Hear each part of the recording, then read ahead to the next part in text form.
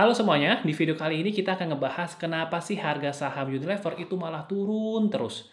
Dan kenapa ya, meskipun harga sahamnya udah turun, tapi PI rasionya dari tahun ke tahun, dari dulu itu PI rasionya Unilever tuh tinggi banget. Dan nanti kita juga akan bahas enaknya kalau mau beli Unilever itu harganya di kisaran berapa yang termasuk harga yang wajar atau murah. So, langsung saja kita akan mulai ke pembahasannya, dan saya akan mulai dari membahas dari segi PI rasionya Unilever terlebih dahulu. Nah, kalau teman-teman tahu, PI rasio itu kan rumusnya price dibagi earnings per share. Nah, jadi ada dua faktor nih yang menyebabkan kenapa sih PI rasio itu bisa naik atau turun. Yang pertama udah jelas karena harga. Harga makin naik berarti ya udah PER-nya akan makin tinggi. Dan bagian kedua adalah earning per share-nya atau laba bersih dari perusahaan. Nah, ketika laba bersih perusahaan itu anjlok, maka PI rasionya itu bisa terbang tinggi selangit gitu ya, karena pembaginya itu kecil banget. Nah, dalam kasus Unilever, kita tahu kalau Unilever ini punya earnings per share itu yang stabil banget. Bahkan dari tahun ke tahun tuh naik, meskipun growth-nya mungkin makin lama makin kecil. Tapi dia tidak mengalami penurunan EPS sama sekali. Jadi menurut saya bukan karena EPS yang kecil. Nah, tapi kenapa meskipun EPS-nya ini nggak turun, tetap stabil-stabil aja, kenapa investor tuh mau bayar lebih mahal? Nah, kali ini saya akan jelasin konsepnya nih ya, kita akan coba coret-coret. Jadi, kita tahu ya, rumus dari price earning ratio itu kan price dibagi dengan earning per share atau laba bersihnya. Nah, kenapa sih orang itu mau bayar itu mahal? Karena mereka mungkin berpikir bahwa ke depannya EPS-nya ini bisa naik. Ya, EPS-nya bisa naik sehingga PER-nya kan makin murah. Jadi orang mau beli karena mereka menganggap PI rasio di tahun-tahun ke depan tuh murah. Ya, jadi alasan pertama itu udah jelas karena growth, ya. Semakin tinggi ekspektasi growth itu maka semakin meninggikan PI rasio. Jadi orang mau berani beli. Nah, selain growth ada satu hal lagi yaitu dividen. Kenapa? Nah, kita mau coba ya hitung-hitungannya.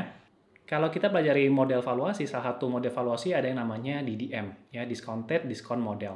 Nah, ini punya rumus tuh sederhana banget, di mana rumusnya cuma gini doang. Dividen per share di tahun depan, ekspektasinya, dibagi dengan cost of equity, atau kita bilang aja discount rate ya.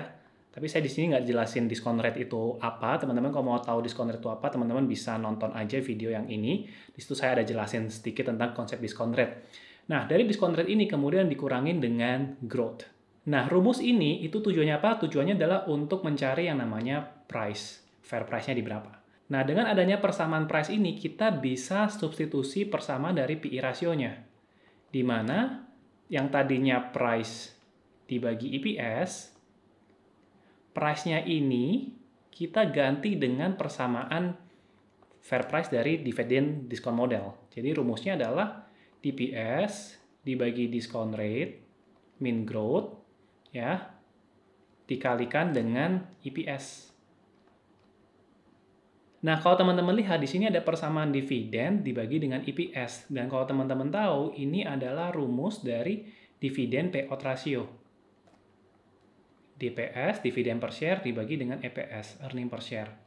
Maka kita bisa ganti ya persamaan ini menjadi dividen payout ratio dibagi dengan discount rate min growth.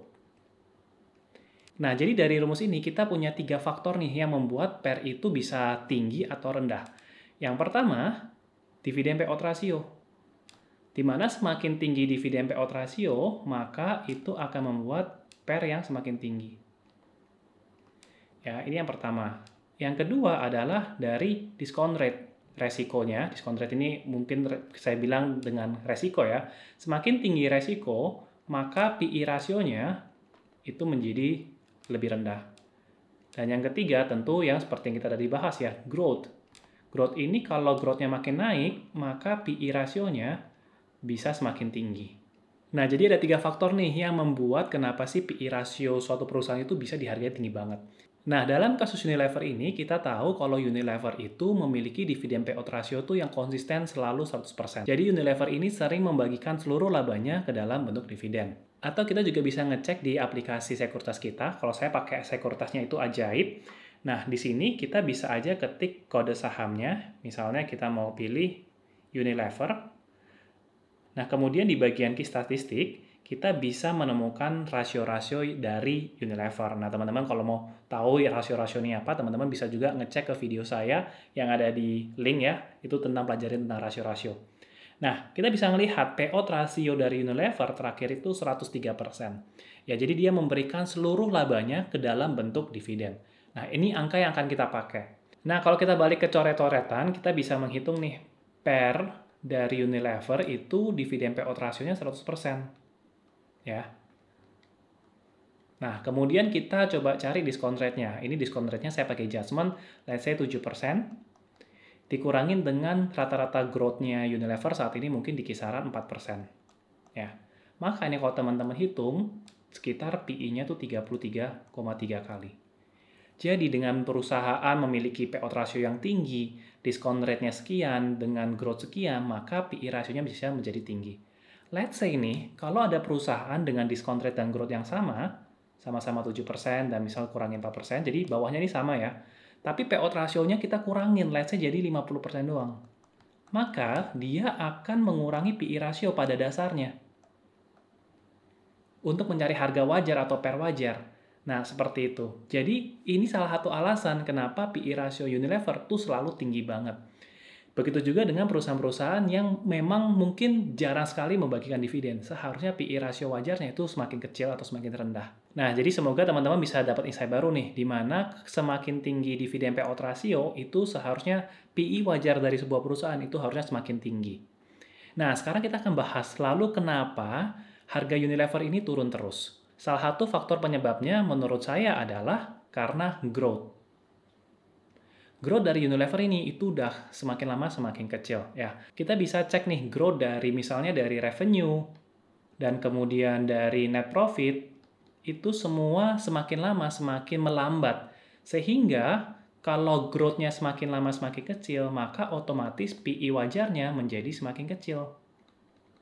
Nah, di sini kalian juga saya mau ngasih lihat nih, kalau teman-teman lihat, rata-rata pertumbuhan net profit dari Unilever kalau secara 10 tahun itu 7%-an. Kalau 5 tahun turun lagi jadi 4,1%. Kalau kita ngambil 3 tahun terakhir itu cuma 0,8%. Jadi net profit-nya ini memang semakin lama growth-nya itu semakin kecil. Begitu juga dengan pendapatannya. 10 tahun rata-ratanya naik 8,1%, sedangkan untuk 5 tahun naiknya 3,3%, dan untuk 3 tahun terakhir cuma naik 1,4%. Jadi faktor growth ini memang jadi salah satu faktor mengapa PI rasionya Unilever ini semakin lama semakin turun. Dengan PI rasio yang semakin turun, maka juga price-nya juga menjadi semakin lama semakin turun. Nah, ngomong-ngomong soal data-data keuangan, teman-teman bisa langsung aja ngecek ke aplikasinya Ajaib, di mana aplikasi Ajaib ini saya udah pakai juga. Ya, kalau teman-teman misalnya nonton video koleksian saya juga taruhnya di Ajaib. Ajaib ini punya fitur baru nih ya, yang semakin lengkap banget.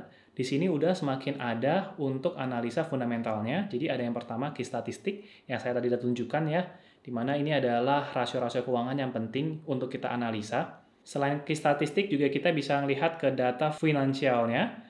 Di sini ada data historis laporan keuangannya, ini enak banget, kita bisa select atau pilih bagian tahunan. Kemudian kita bisa nampilin grafik sampai 5 tahun terakhir. Nah, selain fitur fundamental, Ajaib juga punya beberapa fitur yang lainnya untuk membantu analisa saham kita. Misalnya dari analisa teknikal juga sudah ada rasio-rasionya atau summary-summary-nya. Kemudian juga ada broker summary, kalau teman-teman suka ngeliatin kode broker ya. Kemudian ada news yang sudah difilter supaya kita bisa tahu nih news-news apa yang lagi diomongin di media yang berhubungan dengan Unilever. Nah, jadi kalau teman-teman belum daftar Sekuras Ajaib, teman-teman bisa langsung segera daftar. Gampang banget untuk daftarnya, semuanya bisa diproses secara online. Kalau teman-teman mau daftar, silakan kalian bisa cek link di deskripsi di bawah, oke? Nah, faktor kedua kenapa harga saham Unilever itu turun terus, salah satu penyebabnya adalah karena di tahun-tahun sebelumnya, menurut saya harga saham Unilever itu overvalue banget. Nah, teman-teman bisa lihat nih, grafik harga dari Unilever. Mungkin paling tinggi itu ada di sini nih, ya, kisaran sekitar bulan Januari. 2 Januari 2015 itu harganya mencapai level 11.000. Menurut saya, di Januari 2015 itu harganya udah overvalue. Dan sekarang harga Unilever tinggal sekitar 6 ribuan saja. Itu artinya sudah hampir terpotong 50% dari harga tertinggi di tahun 2018. Ya menurut saya wajar karena ya tadi overvalue. Nah, kenapa overvalue? Kalau saya tampilkan data historis PI rasionya dan saya bikinkan rata-ratanya, maka kurang lebih pergerakan PI rasionya Unilever itu menjadi atau terlihat seperti ini. Di mana pada saat akhir-akhir 2017, PI rasio dari Unilever ini sudah mencapai itu level 60-an kali. Padahal rata-rata PI rasionya selama dari tahun 2019 itu di sekitar 44 kali sampai 45 kalian. Nah, jadi memang harganya itu sudah overvalue. Jadi sekalipun kita simpulkan Unilever ini sebenarnya perusahaan bagus, tapi kalau perusahaan bagus belinya kemahalan itu juga bisa menjadi beresiko. Nah, sekarang kita lihat nih PI rasio dari Unilever pada saat ini. Tadi kalau kita lihat di aplikasi Ajaib, kita bisa lihat kalau PI rasio saat ini sekitar 32 kali. Dan kalau kita hitung secara historis rata-ratanya, maka teman-teman bisa lihat di gambar, di mana pada saat ini PI Unilever ini sudah di bawah rata-rata PI rasionya, di mana rata-ratanya itu 43 kalian. Dan apalagi sekarang dengan PI 32 kali, maka ini menjadi PI terendah dari 10 tahun terakhir, which is ini menjadi hal yang sangat menarik bagi Unilever pada saat ini. Nah, menurut saya dengan PI rasio sekarang di level 32-33 kali, menurut saya sekarang itu malah PI wajarnya Unilever. Karena tadi kita udah coba hitung ya, dengan konsep common sense untuk PI rasio menggunakan dividen, maka dengan dividen payout ratio Unilever yang selalu 100%, sewajarnya memang PI rasionya itu di sekitar 33 kali. Maka memang baru bisa dibilang di level 6 ribuan ini harga Unilever itu baru mulai menarik.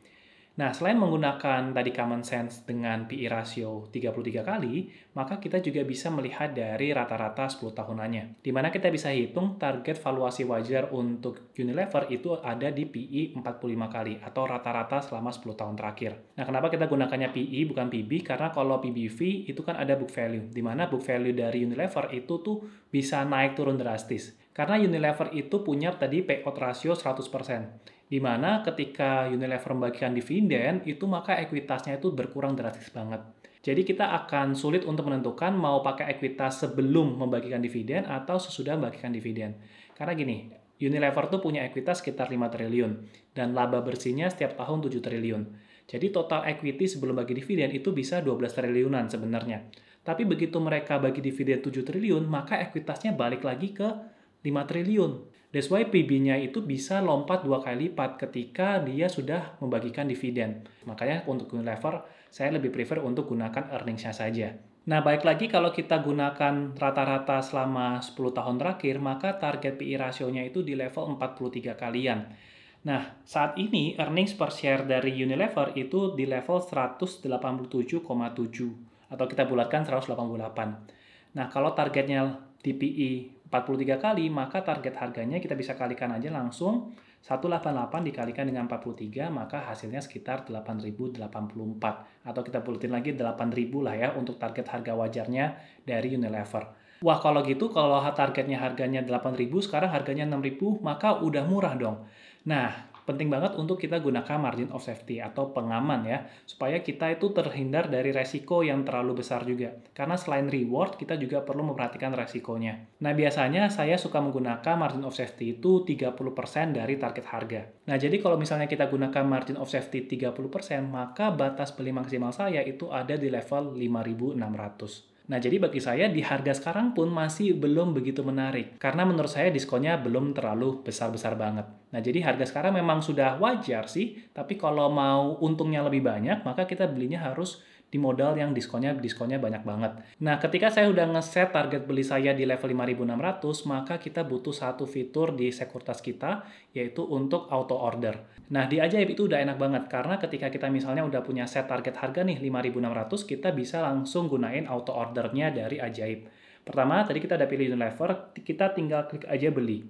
Nah, waktu kita mau beli, maka di bagian order type itu kita bisa ganti menjadi auto order. Nah, di menu auto order ini pertama kita bisa isi periodenya. Di sini kita periodenya itu biasanya 1 bulan dari tanggal sekarang. Nah, setelah kita menentukan periodenya, sekarang kita tentukan ketika harganya itu sudah mencapai sesuai dengan target batas beli maksimal kita. Jadi di bawah atau lebih kecil sama dengan 5.600. Ketika harganya mencapai level 5.600, maka kita akan mengirimkan auto order. Nah, harganya adalah yang kita mau beli. Misalnya kita mau beli juga di harga 5.600. Jadi ketika harganya turun sampai 5.600, otomatis orderan kita udah kebeli. Nah, kemudian kita tinggal masukin saja jumlah lotnya, ketik dan, kemudian aktifkan auto order dan beli. Kemudian ada konfirmasinya sekali lagi, tinggal klik simpan. Maka done. Menurut saya ini salah satu fitur yang penting banget karena sebagai investor mungkin kita nggak bisa ngeliatin layar atau monitor terus-terusan ya, tapi begitu kita udah punya target buying price, maka kita bisa mengirimkan langsung lewat auto order, sehingga kita nggak harus standby setiap waktu.